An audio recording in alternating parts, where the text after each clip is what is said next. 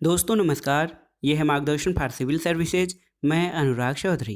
दोस्तों मार्गदर्शन एनसीईआरटी श्रृंखला में आज की वीडियो में आप पढ़ेंगे 11वीं कक्षा के इतिहास विश्व इतिहास के कुछ विषय का 8वां अध्याय संस्कृतियों का टकराव। इसमें हम 15वीं और 16वीं सदी में यूरोप वासियों और उत्तरी तथा दक्षिण अमेरिका के मूल निवासियों के बीच हुए संघर्षों का अध्ययन करेंगे। इसके साथ ही कैरोबियन और ब्राज़ील के जन समुदायों के बारे में जानेंगे। माया लोग, पेरू के इंका लोग कौन थे, यूरोपियों की खोज यात्राएं और साथ ही विजय, उपनिवेश और दास व्यापार के बारे में भी हम इस अध्याय में विस्तार पूर्वक पढ़ेंगे। तो आइए शुरू करते हैं आज का वीडियो 11वीं कक्षा के इतिहास का अध्याय 8 संस्कृतियों का टकराव। दोस्तों इस अवधि में या 15वीं से 17वीं अवधि जो था, 17वीं शताब्दी की अवधि था, इसमें एक तो देखिए यूरोपवासी उत्तरी और दक्षिणी अमेरिका के मूल निवासियों के बीच कुछ संघर्ष हुए। साथ ही यूरोपवासियों ने ऐसे देशों के व्यापारिक मार्गों की खोज के लिए अज्ञात महासागरों में साहसपूर्ण अभियान किए जहां से वे चांदी और मसाले प्राप्त कर सकते थे। और इस काम को आपको बता दें, सबसे पहले स्पेन और पुर्तगाल के निवासियों ने शुरू किया। उन्होंने पोप से उन प्रदेशों पर शासन करने का अनन्य अधिकार प्राप्त कर लिया जिन्हें वे भविष्य में खोजेंगे। और स्पेन के शासकों के तत्वाधान में इटली निवासी क्रिस्टोफर कोलंबस ने 1492 में पूरब की ओर यात्रा करते करते जिन प्रदेशों में पहुंचा उन्हें उसने इंडीज यानी भारत और भारत के पूरब में स्थित देश जिनके बारे में उसने मार्को पोलो के यात्रा वृत्तांतों में पढ़ रखा था वो समझ लिया। लेकिन बाद में जो खोजी हुई उनसे पता चला कि नई दुनिया के इंडियन वास्तव में भारतीय नहीं बल्कि अलग संस्कृतियों के लोग थे और जहां वे रहते थे वह एशिया का हिस्सा नहीं था। उस समय उत्तर और दक्षिणी अमेरिका में दो तरह की संस्कृतियों के लोग रहते थे। एक तो कैरोबियन क्षेत्र और ब्राज़ील में छोटी निर्वाह अर्थव्यवस्थाएं थी। दूसरी ओर विकसित खेती और खनन पर आधारित शक्तिशाली राजतांत्रिक व्यवस्थाएं थी। मैक्सिको और मध्य अमेरिका के एजटेक और माया समुदाय और पेरू के इंका समुदाय के समान यहाँ भव्य वास्तुकला थी। दक्षिण अमेरिका की खोज और बाद में बाहरी लोगों का वहाँ बस जाना वहाँ के मूल निवासियों और उनकी संस्कृतियों के लिए विनाशकारी हुआ और इसी से दास व्यापार की शुरुआत हुई, जिसके अंतर्गत यूरोप के लोग जो थे वो अफ्रीका से गुलाम पकड़कर या खरीदकर उत्तरी और दक्षिण अमेरिका की खानों और बागानों में काम कराने के लिए बेचने लगे। दोस्तों अमेरिका के लोगों पर यूरोप वासियों का विजय का एक दुष्परिणाम ये हुआ कि अमेरिकी लोगों की पांडुलिपियां और स्मारकों को निर्ममतापूर्वक नष्ट कर दिया गया। इसके बाद 19वीं शताब्दी के अंतिम दौर में जाकर मानव विज्ञानियों द्वारा इन संस्कृतियों का अध्ययन प्रारंभ किया गया और पुरातत्वविदों ने इन सभ्यताओं के भग्नावशेषों को खोज निकाला। दोस्तों 1911 में जो है इंकाई शहर माचू पिच्चू की फिर से खोज की गई और हाल में हवाई जहाज़ से लिए गए चित्रों से पता चलता है कि वहाँ और भी कई शहर थे जो अब जंगलों से ढके हुए हैं। दोस्तों अमेरिका के मूल निवासी और यूरोप वासियों के बीच जो मुठभेड़ हुई थी उसमें हम उसके बारे में तो नहीं जानते बहुत ज़्यादा, लेकिन यूरोपीय पक्ष को हम विस्तार पूर्वक जानते हैं। जो यूरोपवासी अमेरिका की यात्राओं पे गए वे अपने साथ रोजनामचा या लॉगबुक और डायरियाँ रखते थे जिसमें वे अपनी यात्राओं का दैनिक विवरण लिखते थे और सरकारी अधिकारी जेसुइट धर्म प्रचारक के विवरणों से हमें जो जानकारी मिलती है उनसे यूरोपीय बस्तियों के बारे में अधिक और स्थानीय लोगों के बारे में बहुत कम या न के बराबर जानकारी मिलती है। दोस्तों अनेक जन समुदाय जो हैं उत्तरी और दक्षिणी अमेरिका और निकटवर्ती द्वीप समूहों में हजारों वर्ष से रहते आए थे और एशिया और दक्षिण सागर के द्वीपों से जाकर लोग वहां बसते रहे थे। दक्षिणी अमेरिका घने जंगलों और पहाड़ों से ढका हुआ था और आज भी उसके अनेक भाग जंगलों से ढके हुए हैं। दुनिया की सबसे बड़ी नदी अमेजन मीलों तक वहाँ घने जंगली इलाकों से होकर बहती है। मध्य अमेरिका में मैक्सिको के समुद्र तट के आसपास के क्षेत्र और मैदानी इलाके घने बसे हुए हैं, जबकि अन्यत्र सघन वनों वाले क्षेत्रों में गांव दूर दूर स्थित थे। सबसे पहले हम कैरोबियन द्वीप समूह और ब्राज़ील के जन समुदाय के बारे में पढ़ेंगे। दोस्तों अरावाकी लुकायो समुदाय के लोग कैरोबियन सागर में स्थित छोटे छोटे सैकड़ों द्वीप समूहों जिन्हें हम आज बहामास या बहामा कहते हैं और बृहत्तर एंटिलीज में रहते थे। कैरिब नाम के एक खूंखार कबीले ने उन्हें लघु एंटिलीज प्रदेश से खदेड़ दिया था। इसके विपरीत अरावाक लोग ऐसे थे जो लड़ने के बजाय बातचीत से झगड़ा मिटाना अधिक पसंद करते थे। वे कुशल नौका निर्माता थे। वे पेड़ों के खोखले तनों से अपनी डोंगियां बनाते थे और डोंगियों में बैठकर खुले समुद्र में यात्रा करते थे। खेती, शिकार, मछली पकड़कर अपना जीवन निर्वाह करते थे। खेती में वे मक्का, मीठे आलू और अन्य किस्म के कंदमूल और कसावा उगाते थे। दोस्तों, अराविक जो संस्कृति है, जो अरावाक संस्कृति है, उसके लोगों का मुख्य सांस्कृतिक आधार ये था कि वे सब एक साथ मिलकर खाद्य उत्पादन करें और समुदाय के प्रत्येक सदस्य को भोजन मिले। वे अपने वंश के बुजुर्गों के अधीन संगठित रहते थे। उनमें बहुविवाह प्रथा प्रचलित थे। वे जीववादी थे। जीववादी का मतलब ये कि जीववादियों का विश्वास है कि आज के वैज्ञानिक जिन वस्तुओं को निर्जीव मानते हैं, उनमें भी वे जीवन और आत्मा की खोज करते थे। अन्य समाजों की तरह अरावाक समाज भी शमन लोग, कष्ट निवारक और इहलोक और परलोक के बीच मध्यस्थों के रूप में महत्वपूर्ण भूमिका निभाते थे। यहाँ पर देखिए दोस्तों, एज़टेक साम्राज्य, ये ग्रीन कलर से दिखाया गया है। ये हल्के रेड में जो है, ये माया संस्कृति का क्षेत्र आपको उन जो है कैरिबियन द्वीप समूह में प्रदर्शित हो रहा है। और यहाँ पर देखिए दक्षिण अमेरिका के यहाँ पश्चिमी क्षेत्र में जो है इंका साम्राज्य स्लेटी कलर से दिखाया गया है।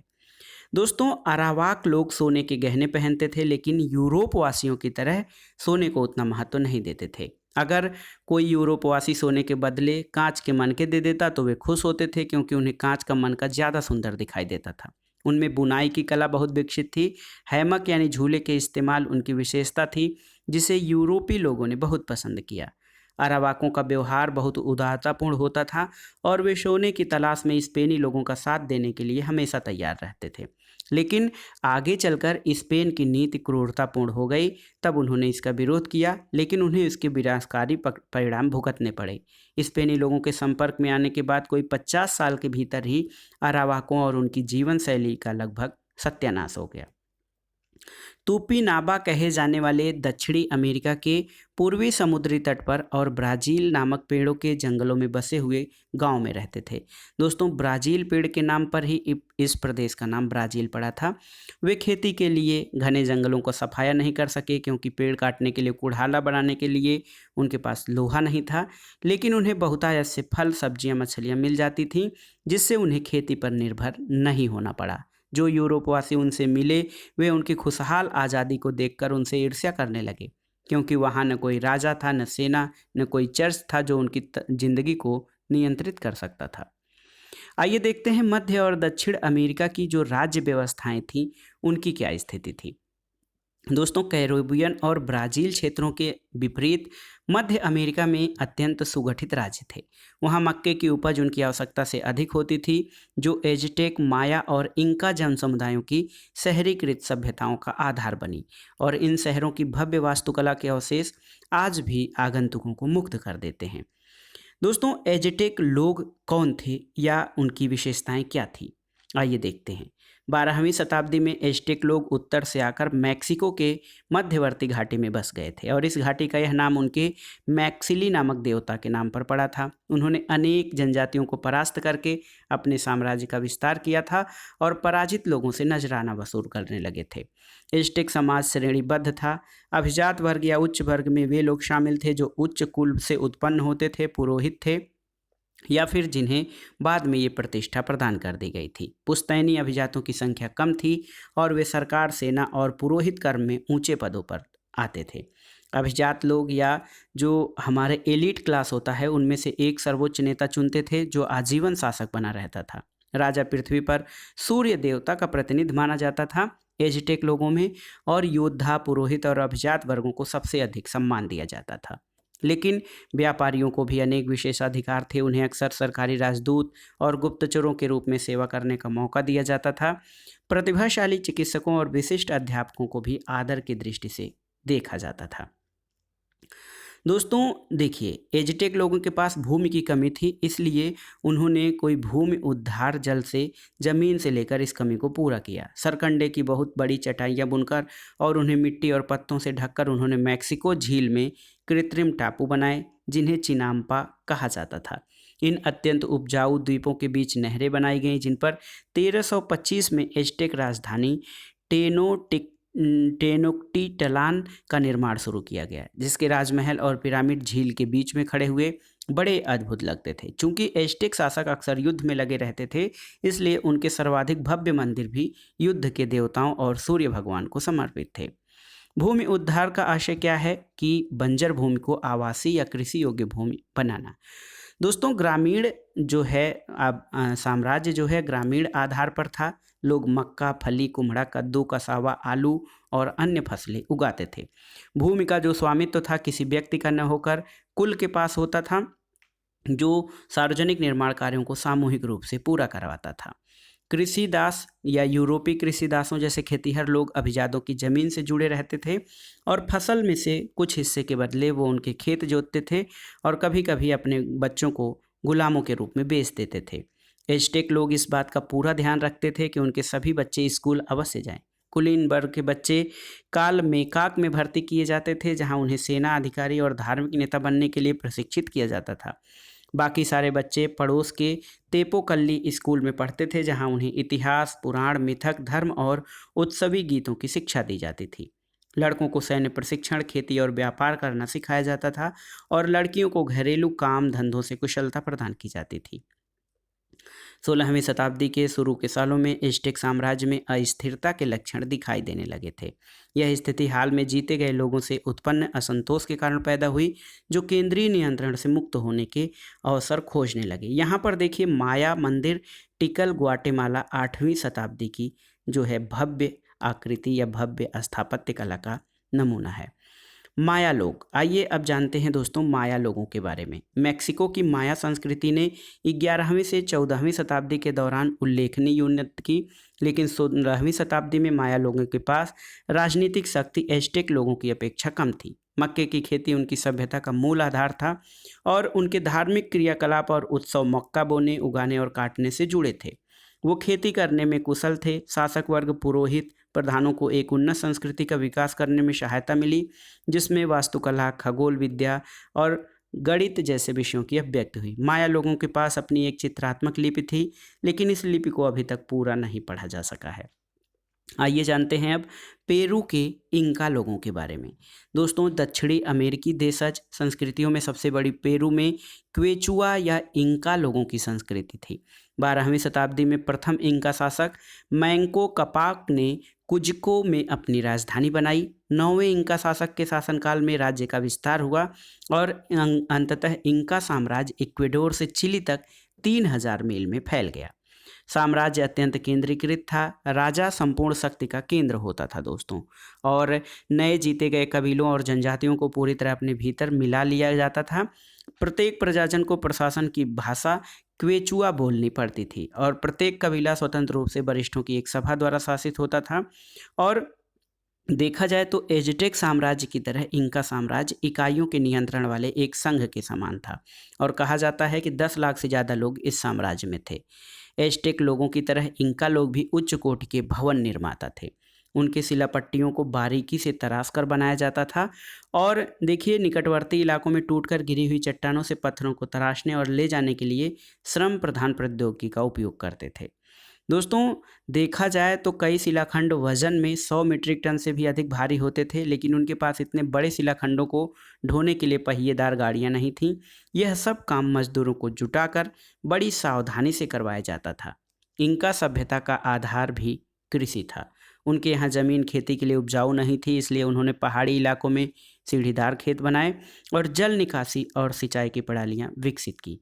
और हाल में बताया गया कि 15वीं शताब्दी में इंडियाई अधिकतिकाओं में खेती आज की तुलना में काफ़ी अधिक परिमाण में की जाती थी।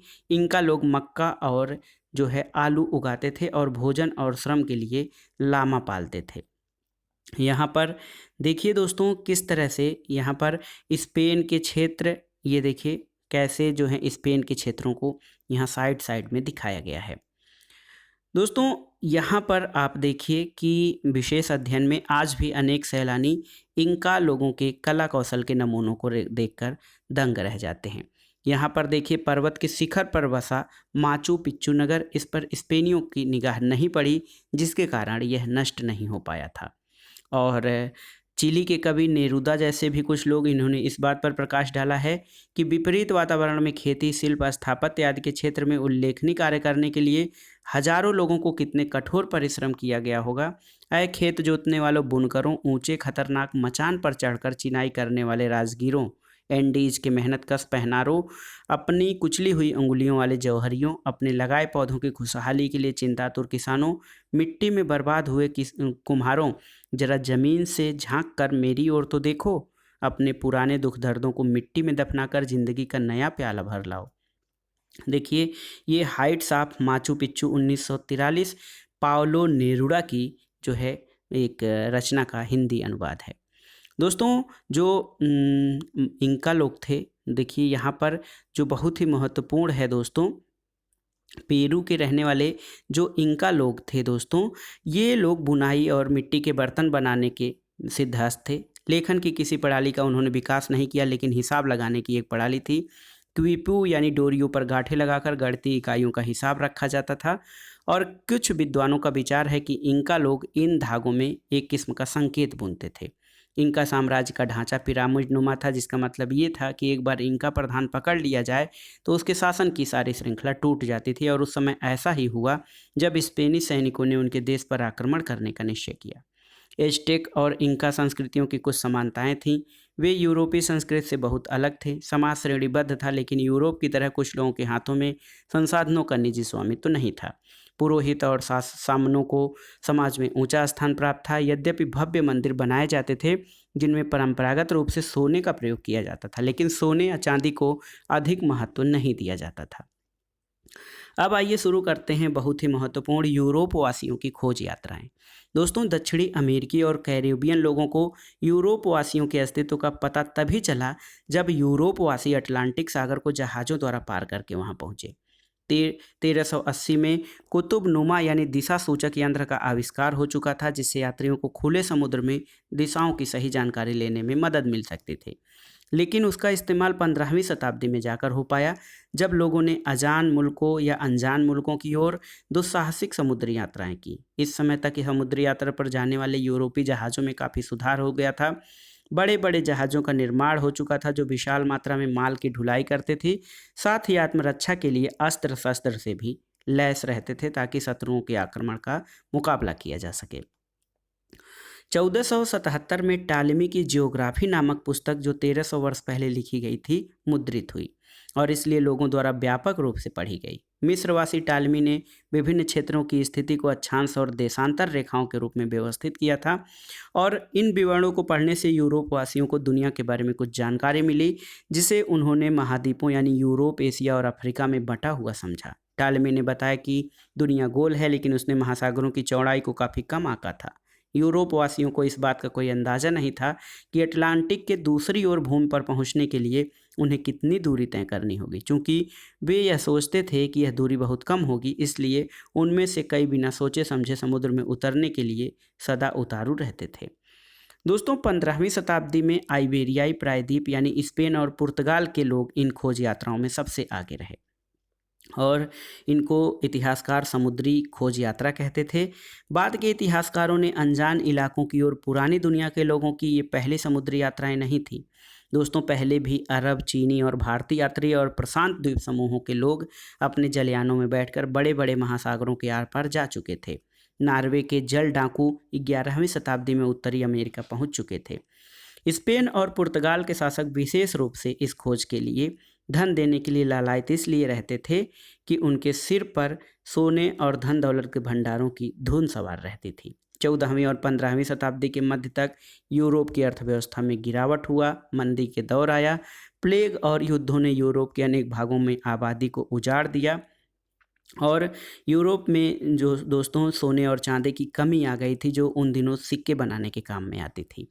तो बढ़ते हुए व्यापार ने इटली के नगर राज्यों को समृद्ध बना दिया था। उसके चलते पूंजी संचय भी हुआ, लेकिन 14वीं शताब्दी के दशकों में लंबी दूरी के व्यापार में गिरावट आई और 1453 में तुर्कों द्वारा कुस्तुनतुनिया की विजय के बाद तो वह और भी मुश्किल हो गया। इटली वासियों ने किसी तरह तुर्कों के साथ व्यवसाय करने का इंतजाम तो कर लिया, लेकिन उन्हें व्यापार पर अधिक कर देना पड़ता था। बाहरी दुनिया के लोगों को ईसाई बनाने की संभावना से भी यूरोप के धर्मपरायण ईसाइयों को इन साहसिक कार्यों को और उन्मुख किया। दोस्तों, तुर्कों के विरुद्ध क्रूसेड यूँ तो धर्म युद्ध के रूप में ही प्रारंभ हुए थे, लेकिन एशिया के और यूरोप के साथ व्यापार की वृद्धि और एशिया उत्पादों को विशेष रूप से मसालों के प्रति यूरोपवासियों की रुचि बढ़ी। यूरोपवासियों को ऐसा लगा कि यदि व्यापार के साथ राजनीतिक नियंत्रण स्थापित हो गया तो यूरोपीय देश अधिक गर्म जलवायु वाले स्थानों पर उपनिवेश स्थापित कर पाएं तो उन्हें अधिक लाभ होगा। जब यूरोपवासी सोने और मसालों की खोज में नए नए प्रदेशों में जाने लगे तो उन्हें पश्चिमी अफ्रीका का ध्यान आया, जहां पर अब तक किसी तरह का व्यापार नहीं किया था। एक छोटा सा देश पुर्तगाल, जो 1139 में स्पेन से अलग होकर स्वतंत्र राज्य के रूप में स्थापित हो गया था, मछुआही और नौकायन के क्षेत्र में विशेष कुशलता प्राप्त कर ली थी।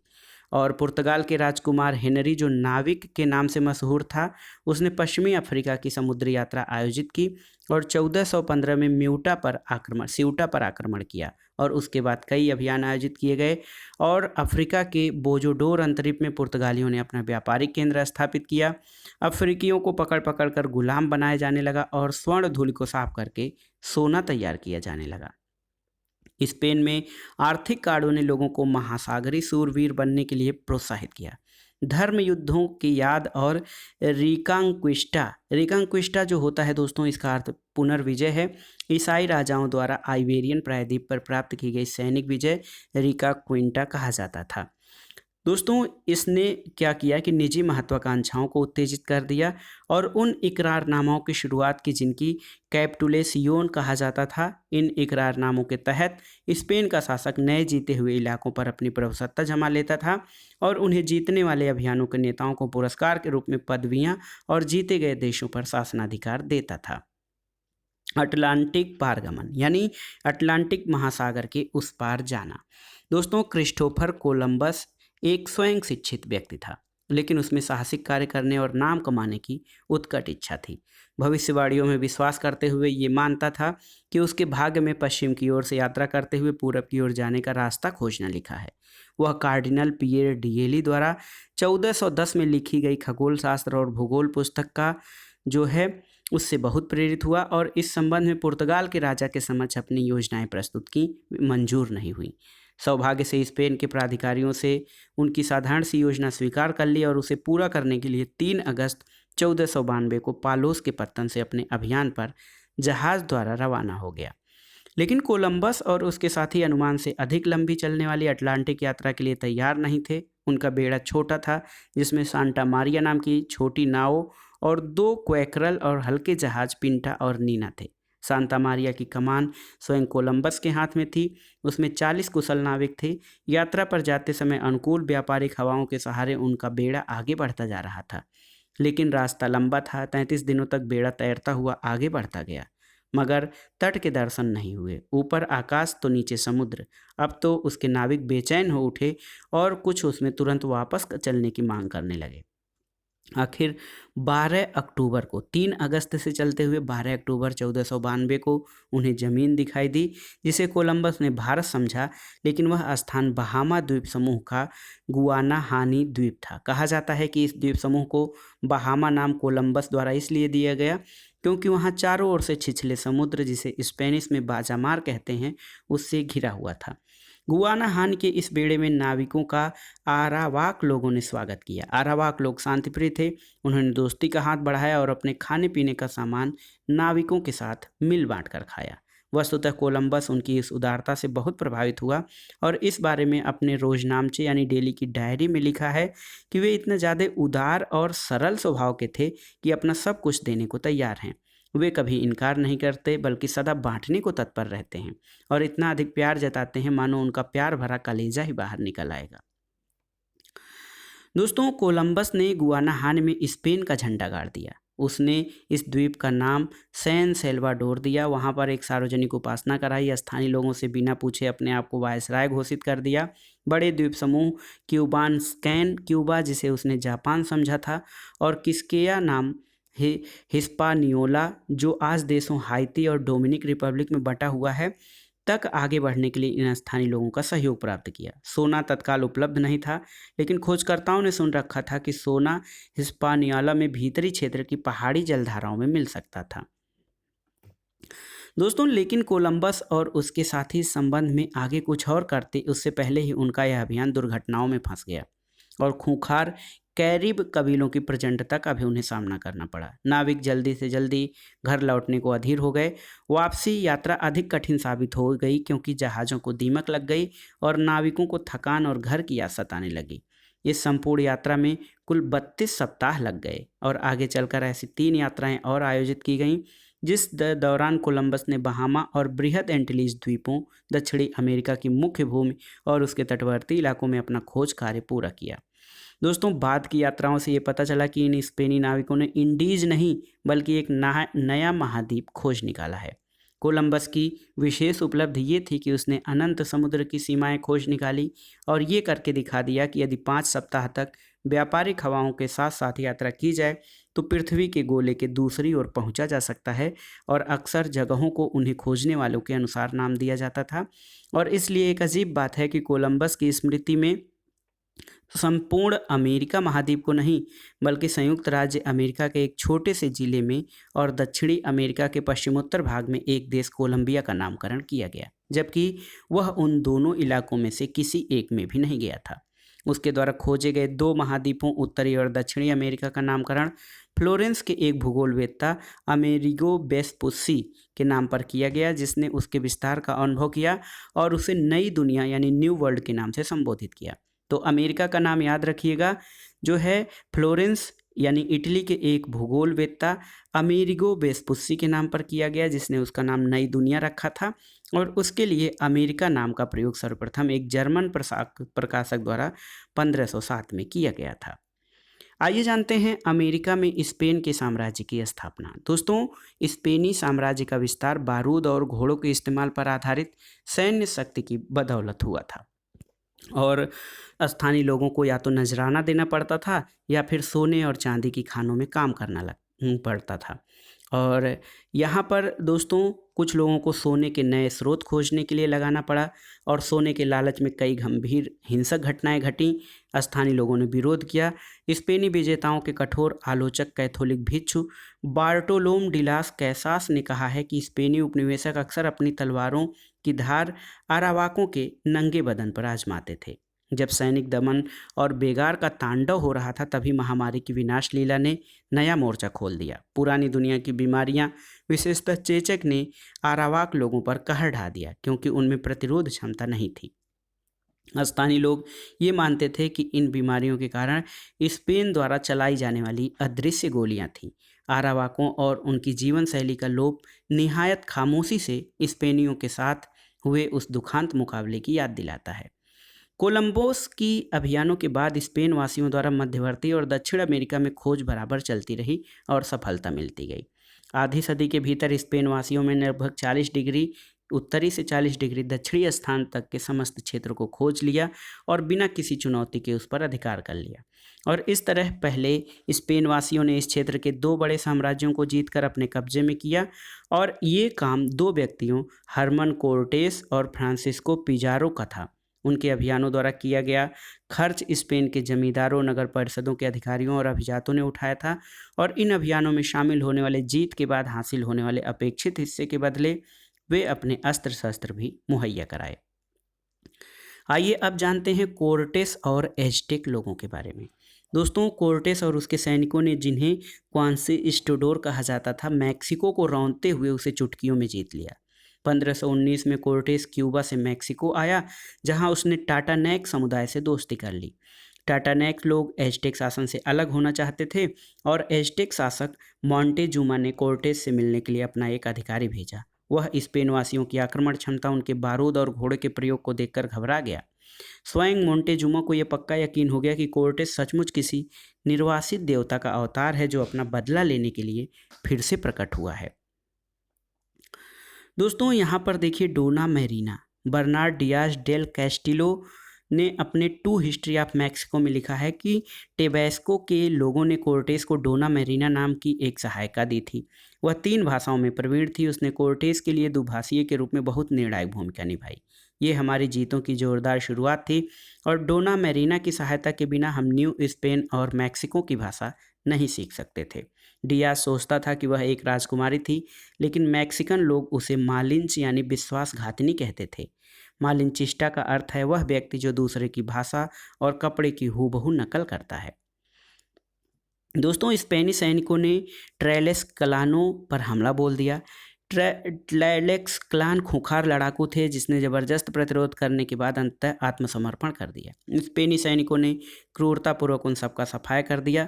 फिर टेक्नोलिटलैन की ओर बढ़े और जहां वे 8 नवंबर 1519 को पहुंच गए। स्पेनी आक्रमणकारी टेनोक्टिलैन के दृश्य को देखकर हक्के बक्के रह गए और वह मैड्रिड से 5 गुना बड़ा था और इसकी आबादी स्पेन के सबसे बड़े शहर सेविली से 2 गुनी यानी 1 लाख के आसपास थी। मोन्टेजुमा ने कोर्टेस का हार्दिक स्वागत किया। एस्टेक लोग बड़े सम्मान के साथ स्पेनियों के बीचों बीच ले गए, जहां मोन्टेजुमा ने उन पर उपहारों की वर्षा कर दी। लेकिन टेलेक्स क्लान के हत्याकांड के बारे में जानकारी होने के कारण उसके अपने लोगों के मन में आशंका थी। एस्टेकों के एक वृत्तांत में लगा कि ऐसे लग रहा था मानो टेनोक्टिलान ने किसी दानव को शरण दे दी है और उसके निवासियों को लगा कि सभी ने भांग खा ली है, वे सब पगला गए हैं। हर आदमी भयभीत होकर कांप रहा था, मानो सारी दुनिया की आंतें बाहर निकाली जा रही थी। एस्टेक लोगों की चिंता निर्मूल नहीं थी। कॉर्टेस ने बिना कोई कारण बताए सम्राट को नज़रबंद कर लिया, फिर उसके नाम पर शासन चलाने का प्रयास करने लगा। स्पेन के प्रति सम्राट मोन्टेजुमा के समर्पण को औपचारिक बनाने के प्रयत्न में कोर्टेस ने एस्टेक मंदिरों में ईसाई प्रतिमाएं स्थापित करवाईं और मोन्टेजुमा ने एक समझौता प्रस्तावित किया और मंदिर में एस्टेक और ईसाई दोनों प्रकार की प्रतिमाएं रखवा दी। दोस्तों, इसी समय कोर्टेस को अपने सहायक एल्वारेडो को सब कुछ सौंपकर जल्दी से क्यूबा लौटना पड़ा और स्पेनी शासन के अत्याचारों से और सोने के लिए उसकी निरंतर मांगों के दबाव के कारण आम जनता ने विद्रोह कर दिया।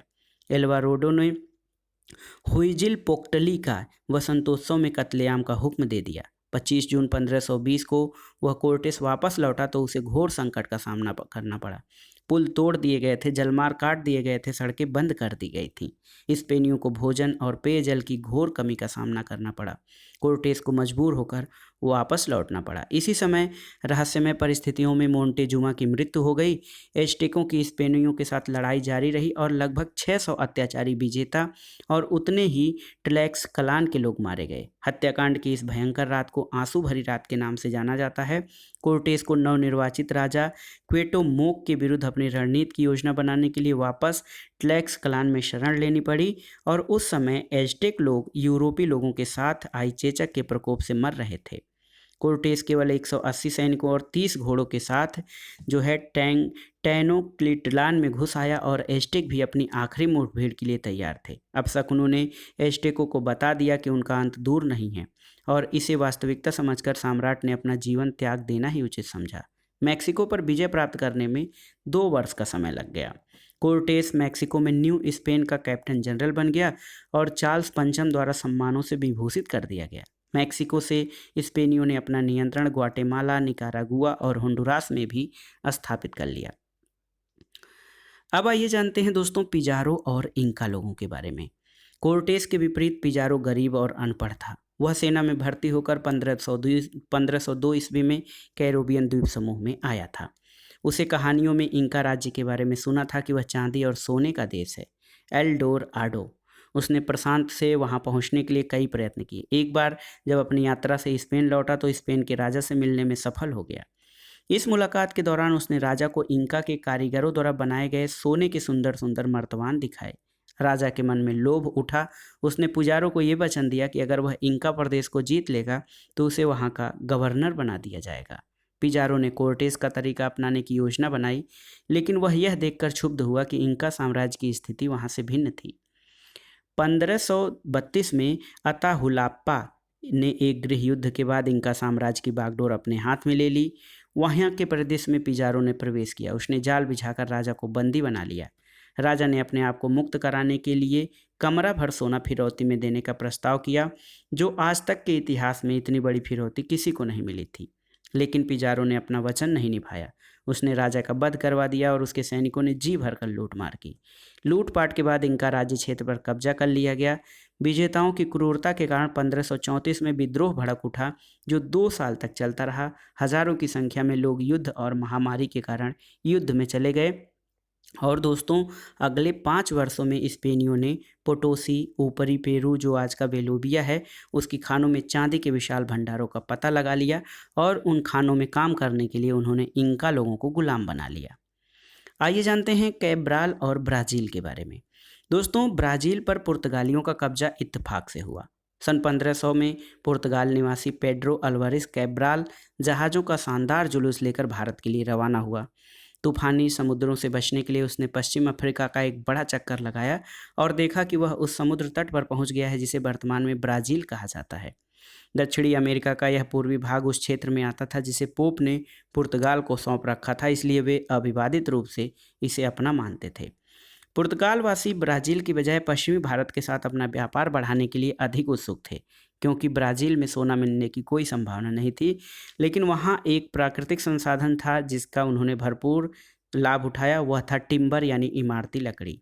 ब्राज़ील वुड वृक्ष जिसके नाम पर यूरोप वासियों ने इस प्रदेश का नामकरण किया था, वहाँ से एक सुंदर लाल रंजक यानी डाई मिलता था।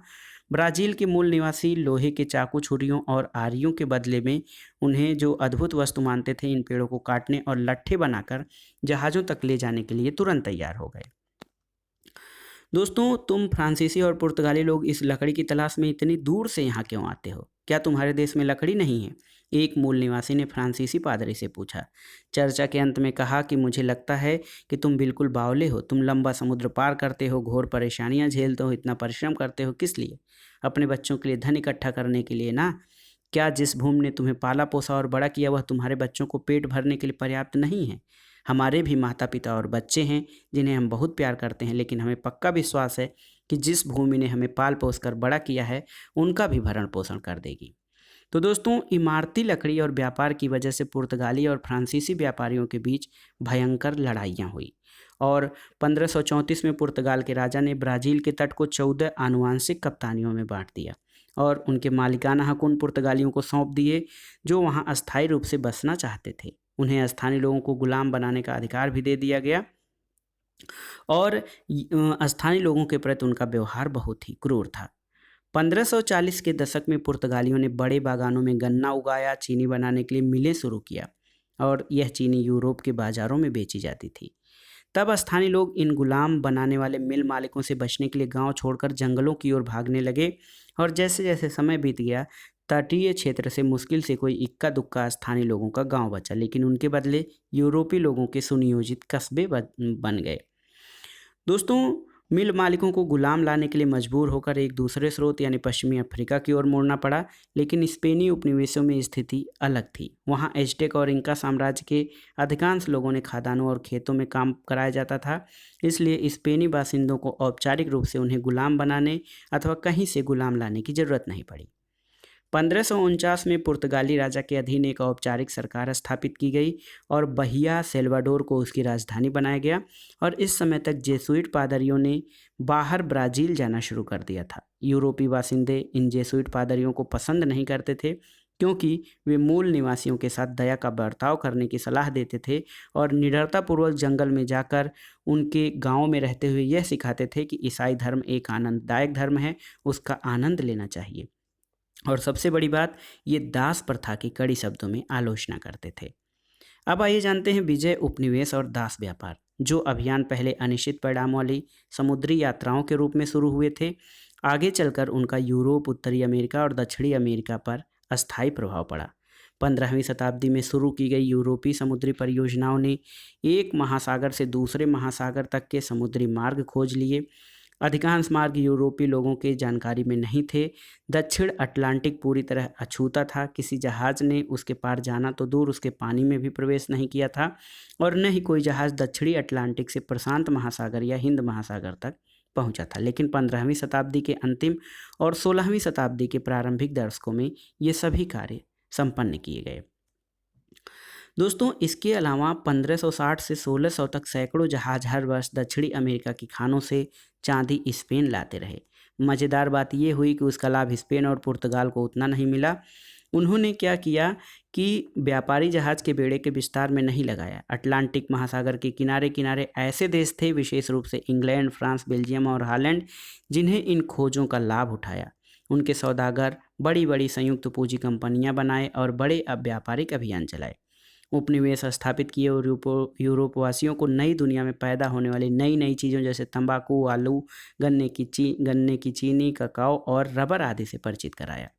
इसके अलावा यूरोप अमेरिका से आने वाली नई फसलों विशेष रूप से आलू और लाल मिर्च से परिचित हो गया और फिर ये फसल यूरोपवासियों द्वारा आगे भारत जैसे अन्य देशों में ले जाई गई। दोस्तों, अनुमानित आंकड़ों से ये पता चलता है कि विजय पूर्व मैक्सिको की जनसंख्या 3 करोड़ से 3.75 करोड़ तक रही होगी। इंडियन क्षेत्र की भी यही स्थिति थी, जबकि स्थानीय लोगों की जनसंख्या वहाँ 7 करोड़ थी। फिर 150 साल बाद उनकी आबादी घटकर केवल 35 लाख रह गई। इसमें लड़ाई और बीमारी प्रमुख रूप से प्रमुख कारक थे। अमेरिका में 2 बड़ी सभ्यताओं एज़टेक और इंका के अचानक नष्ट हो जाने से ये बात उजागर होती है कि आपस में लड़ने वाली ये दोनों संस्कृतियाँ एक दूसरे से अलग थीं। एज़टेक और इंका दोनों ही साम्राज्यों के मामले में युद्ध कला के स्वरूप ने स्थानीय लोगों को मनोवैज्ञानिक और भौतिक रूप से भयभीत करने में अपनी निर्णायक भूमिका निभाई और इस संघर्ष से नैतिक मूल्यों के बुनियादी अंतर का भी पता चलता है। स्थानीय लोगों के लिए सोने के प्रति स्पेनियों की लोलुपता को समझ पाना असंभव था। दोस्तों, देखिए कि इन मुठभेड़ों में बर्बरता का स्पष्ट प्रमाण ये है कि हारे हुए लोगों को गुलाम बनाया जाता था और इनको कठिन कामों में लगाया जाता था। 1601 में स्पेन के फिलिप द्वितीय ने सार्वजनिक रूप से बेगार की प्रथा पर रोक लगा दी, लेकिन एक गुप्त संदेश या गुप्त आदेश के द्वारा इसे चालू रखने की व्यवस्था की। 1609 में एक कानून बनाया गया जिसके अंतर्गत ईसाई और गैर ईसाई सभी प्रकार के स्थानीय लोगों को पूरी स्वतंत्रता दे दी गई।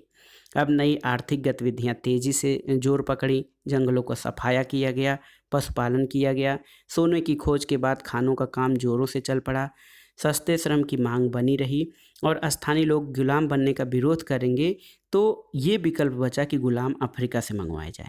1550 के दशक से 1880 के दशक से जब ब्राज़ील में दास प्रथा का उन्मूलन कर दिया, ब्राज़ील में 36 लाख से भी अधिक अफ्रीकी गुलामों को आयात किया गया।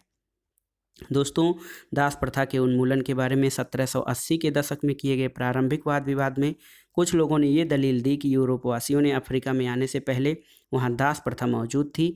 यहाँ तक कि 15वीं शताब्दी में अफ्रीका में स्थापित किए जाने वाले राज्यों में अधिकांश मजदूर वर्ग गुलामों से बना था। उन्होंने ये भी बताया कि यूरोपीय व्यापारियों की जवान स्त्री पुरुषों को गुलाम बनाने में अफ्रीकी लोगों से भी मदद मिलती थी। दोस्तों, इन अफ्रीका वासियों को दक्षिण अमेरिका से आयात की गई मक्का, कसावा, कुमाला जो खाद्य देते थे और 1789 की अपनी आत्मकथा में ओला उदाह एक्विनानो नाम के एक मुक्त किए गुलाम ने इन दलीलों का उत्तर देते हुए लिखा है कि अफ्रीका में गुलामों के साथ परिवारों के जैसा बर्ताव किया जाता था। और एरिक विलियम्स पहला आधुनिक इतिहासकार था जिन्होंने 1940 के दशक में अपनी पुस्तक कैपिटलिज्म एंड स्लेवरी में अफ्रीकी के गुलामों द्वारा तय की सही गई तकलीफ़ों पर फिर से जायजा लेने की पहल की। अंत में दोस्तों, 19वीं शताब्दी के प्रारंभिक वर्षों में दक्षिण अमेरिका के उपनिवेशों में आकर बसे यूरोपीय लोगों में स्पेन और पुर्तगाल के शासन के विरुद्ध विद्रोह किया। वे स्वतंत्र देश बन गए।